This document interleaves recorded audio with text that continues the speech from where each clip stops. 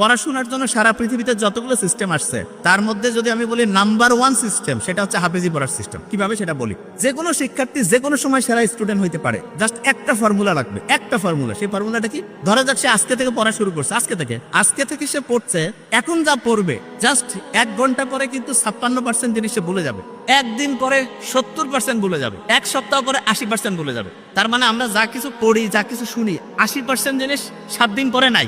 অথচ কোরআন শরীফ যারা পড়ে তারা দেখা যায় যে গোটাল কোরআনের 30টা পারা একদম A to Z মুখস্থ না। তারা কিভাবে খেয়াল রাখে? কেউ যদি হাফেজি পড়াটা দেখে, দেখবে যে হাফেজিতে যারা পড়ে ভোরের টাইমে তারা একটু পড়ে এবং সকালে আবার একটু পড়ে, পড়ার পরে দুপুরের পর থেকে তারা রিভিশন দেয়, মাগরিবের পরে তারা রিভিশন দেয়, এশার পরেও রিভিশন।